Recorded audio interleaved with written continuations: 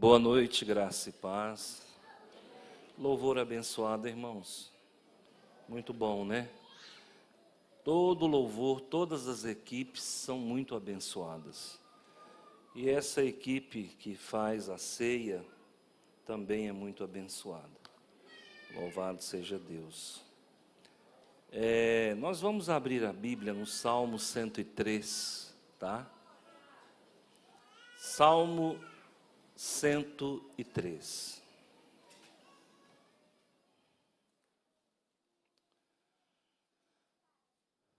Nós vamos falar sobre cura e nós vamos falar, nós intitulamos a mensagem Nosso Deus cura por completo. Esse salmo, ele é conhecido no meio evangélico, teológico, como o Salmo da cura, tá? Se você ler ele por completo, você vai ver que ele está falando de cura. E nós vamos explicar melhor, tá? Nós vamos ler o versículo de 1 a 4 e vamos ler o versículo 17 e 18 para que a gente consiga discorrer melhor, tá? A palavra diz assim: Bendize, ó minha alma, ao Senhor, e tudo o que há em mim bendiga o seu santo nome. Bendize, ó minha alma, ao Senhor, e não te esqueças de nenhum dos seus benefícios. É Ele quem perdoa todas as tuas iniquidades e sara todas as tuas enfermidades.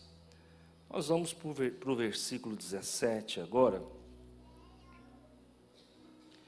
Mas a misericórdia do Senhor é de eternidade a eternidade sobre aqueles que o temem, e a sua justiça sobre os filhos dos filhos, sobre aqueles que te guardam, sobre aqueles que guardam o seu conserto, e sobre os que se lembram dos seus mandamentos para os cumprirem. Ok? Vamos orar. Senhor meu Deus e meu Pai, em nome de Jesus, temos 1 milhão de motivos para agradecer e também temos o que pedir. Pedimos a presença do Senhor.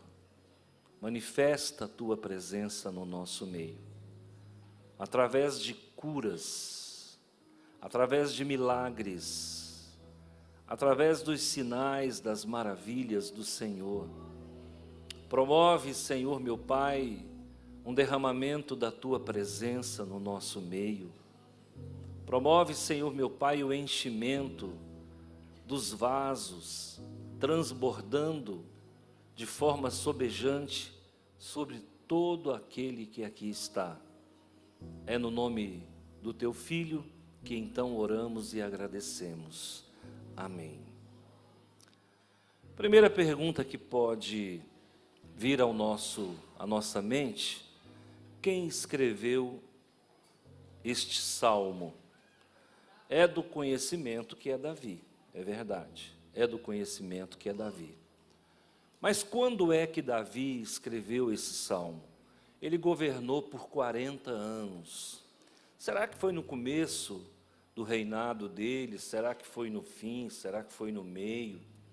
Então, pesquisando, chegamos à conclusão que ele estava no final do mandato dele. Por quê? Porque ele não está falando de aflição, ele não está falando de guerra, ele não está falando de situações emergenciais. A impressão que dá é que ele está mais tranquilo. E no final da vida dele, a única demanda que ele teve foi consolidar o reinado nas mãos do seu filho Salomão, não é? Após a queda dele. Então, após a queda dele, casamento dele com Betseba, Salomão se tornou um adulto. Então, há um entendimento que esse salmo tenha sido escrito no ano 1000 antes de Jesus. Se então nós pensarmos dessa forma, Este salmo foi escrito há 3.025 anos atrás. É muito tempo. Mas o mais interessante é que ele continua valendo. A palavra de Deus não tem prazo de validade. A palavra de Deus, ela é eterna. Ela se renova a cada dia, a cada manhã. Então, nós podemos ler e podemos aplicar a nossa vida, porque os efeitos ainda são perceptíveis e sentidos, tá bom? Bom, aqui nós temos que procurar entender um pouco a dinâmica desse salmo, tá? Esse salmo, ele vai muito além do que as palavras, os pontos e vírgulas possam querer dizer. Há, sim, dentro dessa estrutura, alguns ensinamentos. Primeiro, vamos lá, versículo por versículo, para nós bebermos mais profundamente. Bendize, a palavra hebraica para bendize é barak. Bendize, barak, ó minha alma, ao Senhor. Então nós temos a palavra barak, simbolizando que eu tenho que dizer de toda a minha alma, eu tenho que ser profundo nesse louvor, tá? Então, ele está falando com ele mesmo, é uma fala introspectiva, é uma fala intrapessoal que vai se dirigir a um terceiro, que é ao mesmo tempo interpessoal. É uma fala intrapessoal e interpessoal. Bendize, ó minha alma, ao Senhor. E esse Senhor aqui é Yahvé, o Criador do universo. Bendize, ó minha alma, ao Senhor, e tudo que há em mim, bendiga o teu santo nome. A palavra bendiga, ela vem do hebraico gemul. E aqui ele está dizendo que não só a alma deve louvar a Deus, mas todo o ser. E aí alguém pode perguntar, mas do que ele está falando? Parece que havia no entendimento do rei Davi, que o homem não é feito só de alma, que o homem também é feito de corpo e espírito. Uma outra visão, uma outra percepção que nós temos é que essa alma está fragmentada. As lutas, muitas vezes, irmãos, são tantas que elas nos fragmentam. Às vezes você andando numa rodovia, você vê que o asfalto está todo cortado, todo trincado. Ele não está estilhaçado, mas ele está todo trincado. Muitas vezes isso é feito por caminhões muito pesados, que passam por sobre o asfalto e trinca ele todo. A vida faz isso conosco também.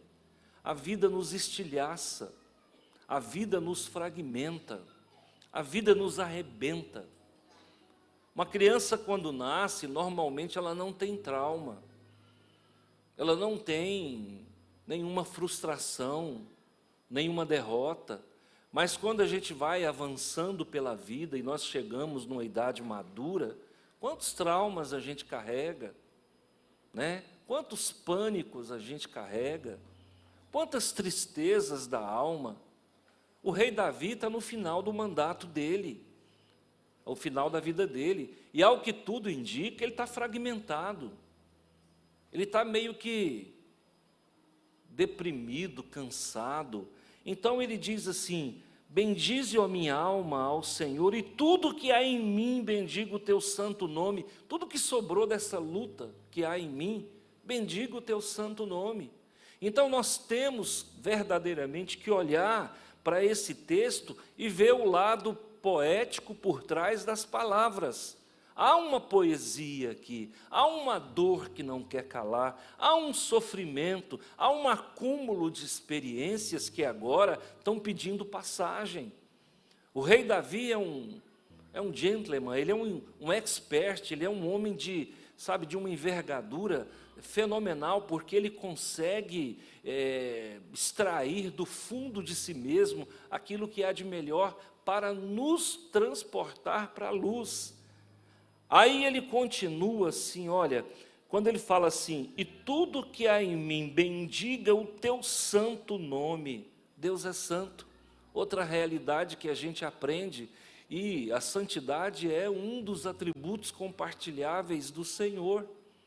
E a Bíblia diz lá em João, em Mateus capítulo 5, 48, sede perfeito, sede santo, como santo é o nosso Deus. Levítico fala isso também. Então ele está dizendo, olha, tudo que há em mim, bendiga essa santidade de Deus, bendiga o nome de Deus, porque para o judeu o nome tinha significado, e o nome de Deus nem poderia ser proferido, tanto é que ele não profere, ele o chama de Senhor, mas ele não se atreve a falar Yahvé.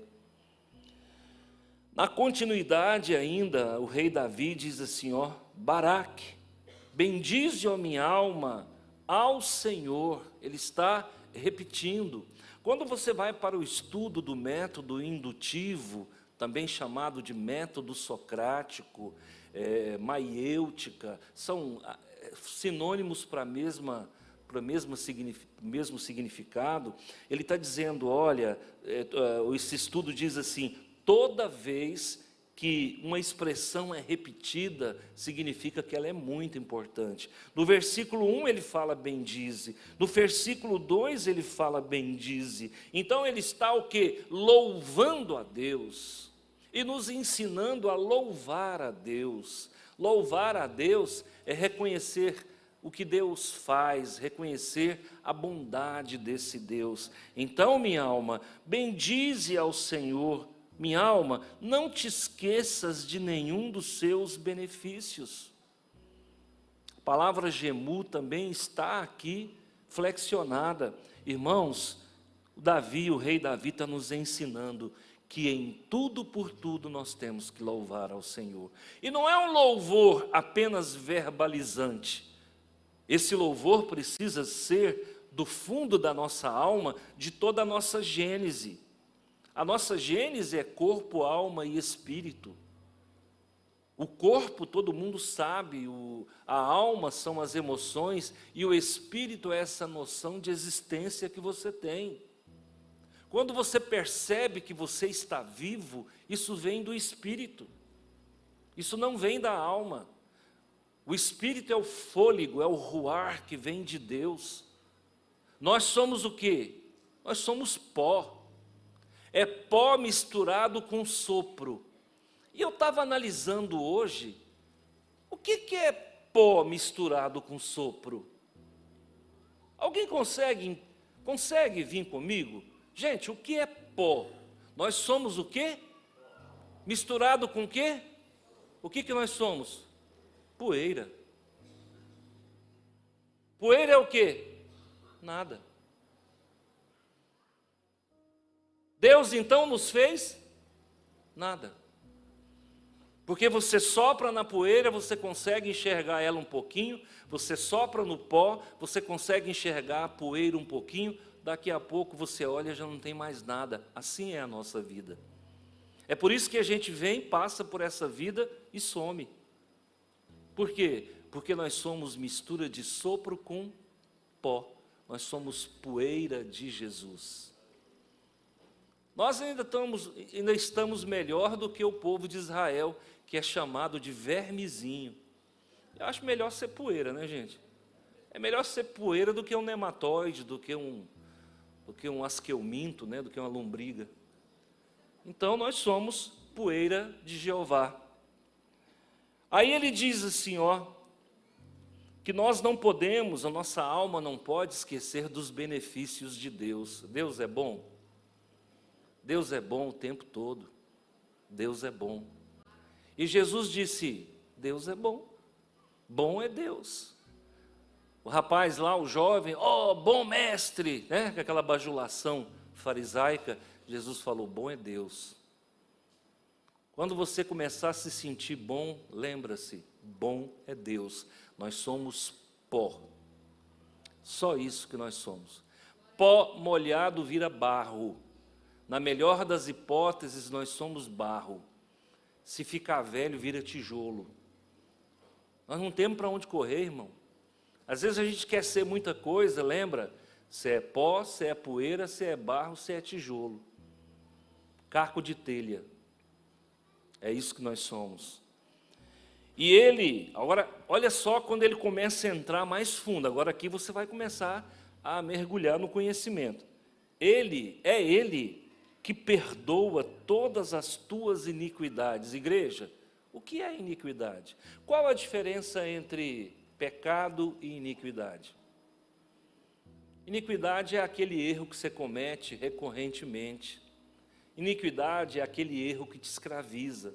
Iniquidade é aquele erro que você não confessou. Deus vai perdoar até os erros que você não confessou. O sacrifício de Jesus, ele é capaz, ele é suficiente para perdoar até os erros que você não confessou. Por quê? Porque nós vamos morrer sem confessar muitos erros, que a gente nem sabe que tem. Então, o sacrifício de Jesus, ele é suficiente para te perdoar todo erro, seja ele confessado ou não. Isso é iniquidade. Então, é ele quem perdoa. Primeira ação descrita dentro do Salmo 103. Nosso Deus é um Deus perdoador. Isso muito antes de Jesus nascer. 1000 anos antes de Jesus nascer, ele já estava dizendo: eu perdoo, eu sou um perdoador. É ele quem perdoa as tuas iniquidades e sara todas as tuas enfermidades. Há diferença entre doença e enfermidade? Você acha que há diferença entre doença e enfermidade? Sim ou não? Gente, doença é aquilo que tem diagnóstico. Grava o que eu vou lhe falar, tá? Doença é o que tem diagnóstico. O fulano está doente. O que ele tem? Ele está com uma úlcera. Isso é doença. Enfermidade é aquilo que não tem diagnóstico e vai além da matéria. A pessoa está com um problema mental, ela está enferma. A pessoa está com um problema espiritual, ela está enferma. A pessoa está com um problema de saúde, mas os médicos não descobrem o que é enfermidade. Então, o nosso Deus é um Deus que vai curar você muito além da doença. Porque enquanto os médicos não sabem o que você tem, isso se caracteriza como enfermidade, Deus vai te curar daquilo que o médico nem sabe o que é. Quando você não souber o que você tem, não diga eu estou doente, diga eu estou enfermo. Porque pode ser mental, pode ser espiritual, pode ser físico, pode ser geracional. Tem enfermidades que nós carregamos que não é desse momento, não é do agora, não é congênita. Você não adquiriu durante a gravidez, a sua gestação. Congênito é aquilo que você adquire durante a gestação. Você não adquiriu durante a gestação, então não é congênito, é geracional. Vem de outras gerações. Tá? Não tem como ignorar isso, viu? Então preste atenção. Ele perdoa, primeira qualidade desse Deus, ele perdoa. Segunda qualidade desse Deus, ele sara. O nosso Deus é um Deus que sara. O nosso Jeová é Rafá. É o Deus que sara. Então por que eu tenho que bendizê-lo? Porque o nosso Deus sara, o nosso Deus perdoa. E o que mais? Olha o versículo 4, vamos ver o versículo 4. Quem redime a tua vida da perdição. O nosso Deus é um remidor. O que é um remidor? Ele é um é aquele que paga a tua dívida. Quando nós ainda não temos Jesus, nós devemos muito. Você já nasce devendo. Quando você nasce, já tem uma promissória no teu nome. É a promissória do pecado. E o nosso Deus assume essa conta. Você vê que antes de Jesus nascer, Deus já te comprava. Antes de Jesus nascer, Deus já se interessava pela sua redenção. Então o nosso Deus é o Deus que perdoa, o nosso Deus é o Deus que sara, o nosso Deus é o Deus que redime, é o Deus que te compra. Quanto é que o pastor Antônio está com 104 quilos? Será que vale quanto, gente? Dá uma olhada, é por peso? Vale quanto pesa? Será que é Denorex? Vale quanto pesa? Será que quanto que eu estou custando aí na bolsa de valores aí? Preste atenção, não importa quanto você custa, Deus compra você. Aliás, Ele já comprou. E qual foi o valor que Ele pagou? Foi o derramamento do sangue do Filho dEle. Quanto custa o sangue do Filho dEle? Não tem preço. Então, quanto você custa? Incalculável o teu preço. Então, aqui no versículo 4 está dizendo, esse Deus, Ele redime a tua vida da perdição e te coroa de benignidade e de... Então, o nosso Deus é o Deus que perdoa, o nosso Deus é o Deus que cura, o nosso Deus é o Deus que... E é o Deus que te coroa. Que coroa que você merece, irmão? Jesus recebeu de espinho, e nós?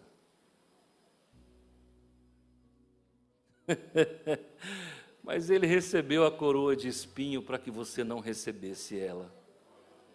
Gente, a história de amor de Jesus para conosco, não tem como a gente entender.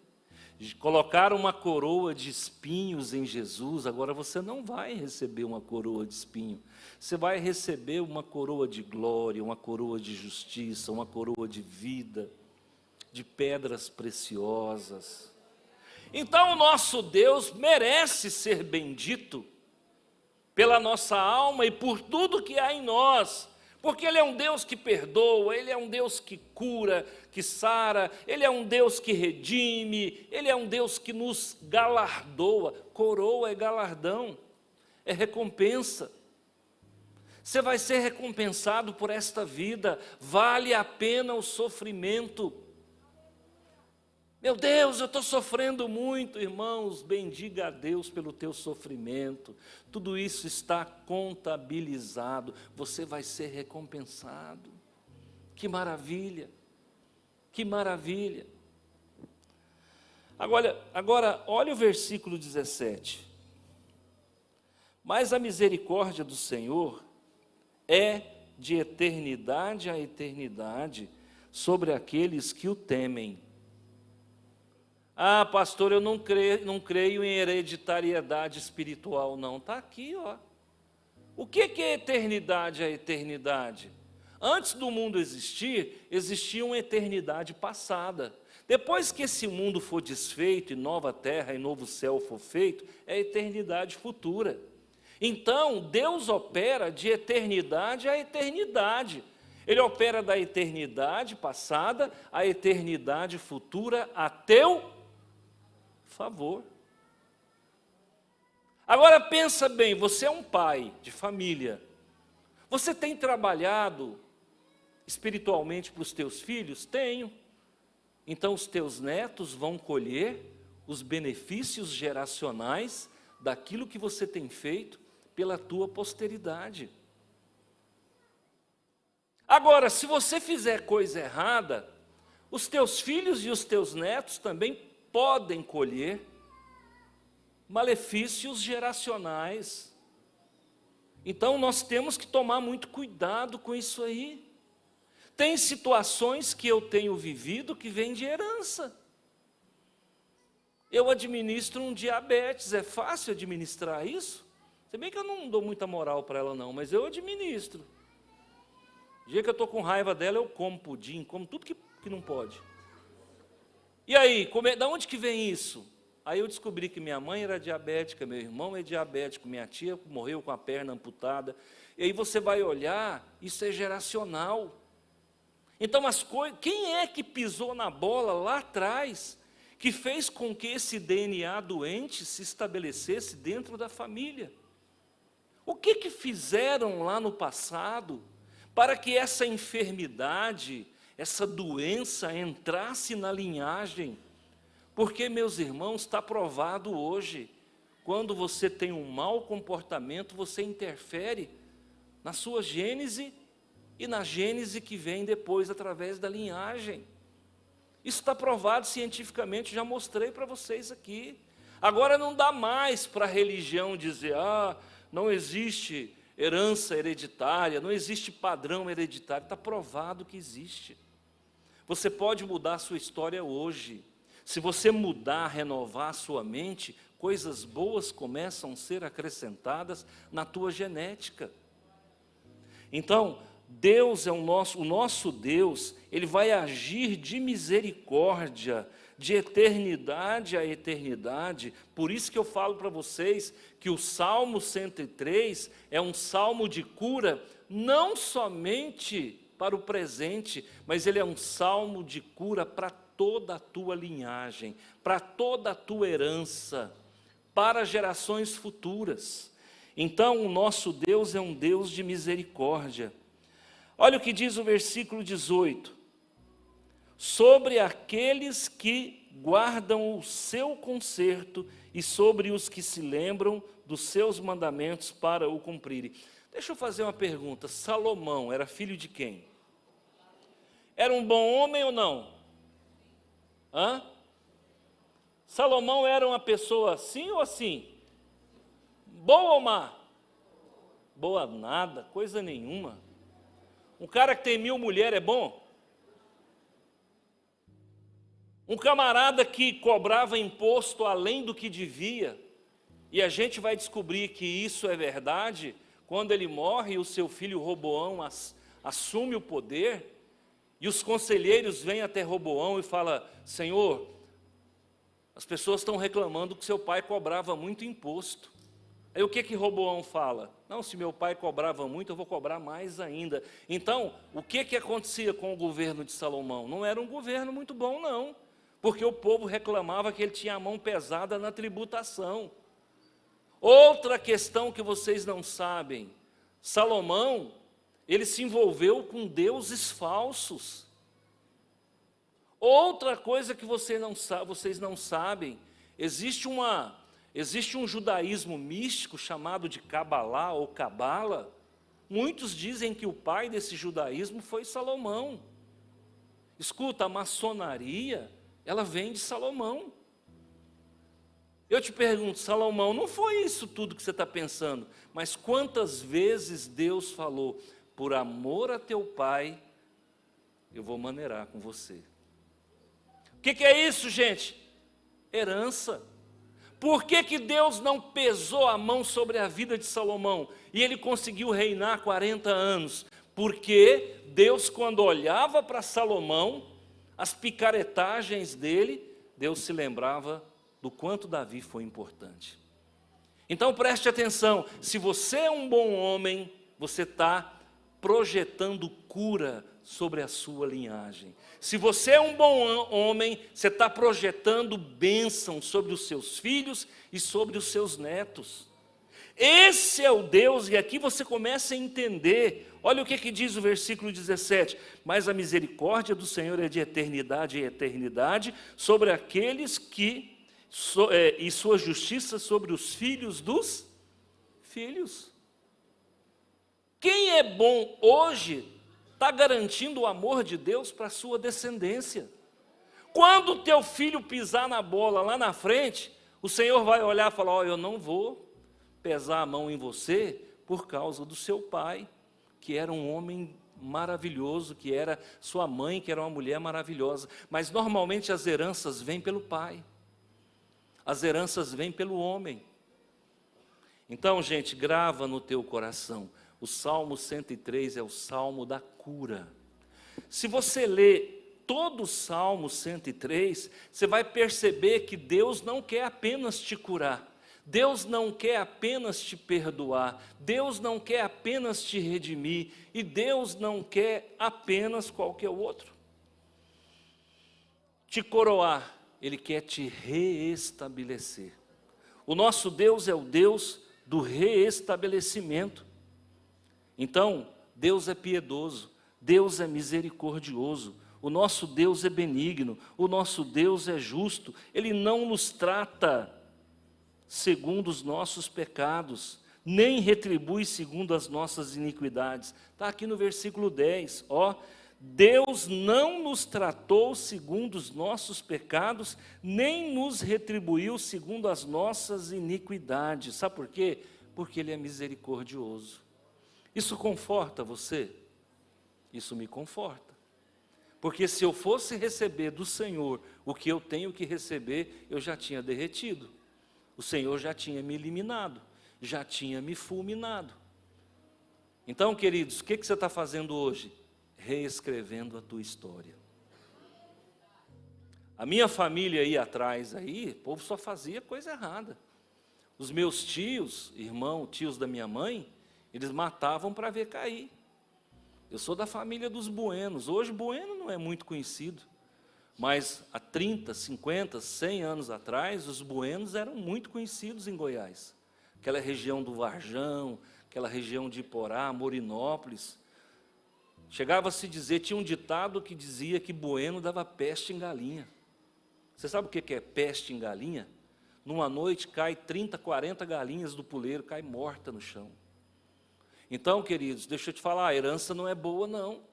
Se eu te contar quem foi meu avô paterno e quem foi meu avô materno, você vai assustar.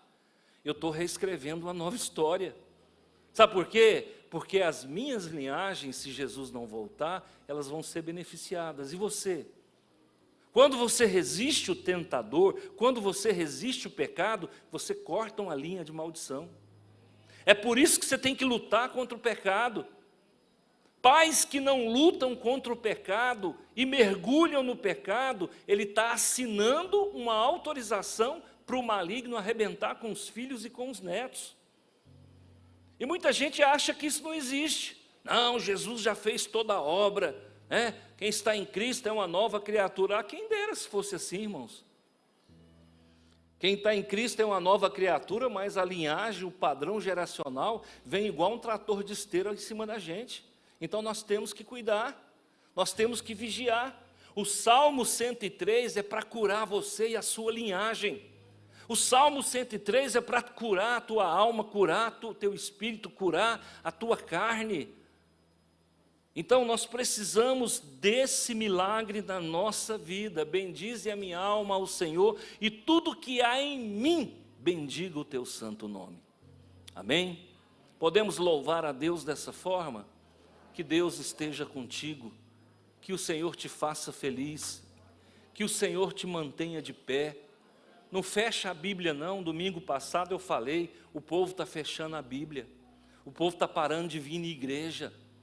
Por quê? Porque existe um pensamento aí corrente no meio da sociedade, que a gente pode servir Deus em casa. Pode nada. Em casa a gente só come muito, dorme muito, só isso que a gente faz. Lugar de trabalhar, lugar de crescer espiritualmente é na casa do Senhor. Plantados na casa do Senhor, florescerão dos átrios do nosso Deus. Você tem que estar aqui, floresça onde você nasceu. Ceia é o dia mais importante da vida do cristão, porque o crente que toma ceia, ele é robusto, ele é forte, ele é íntegro, ele é pronto e preparado. Então, irmãos, nós temos que nos apegar à palavra, nós temos que nos apegar à Bíblia, nós temos que nos apegar à nossa igreja. Aqui na terra, o melhor lugar do mundo ainda é a igreja. É melhor do que o shopping, é melhor do que o local que você trabalha. O nosso lar também é muito importante. Muita gente tem casa, mas não tem lar. E Deus veio para dar para você não apenas uma casa, mas um lar e uma família, amém? Deus abençoe seu coração. Vamos para a ceia do Senhor. Nós vamos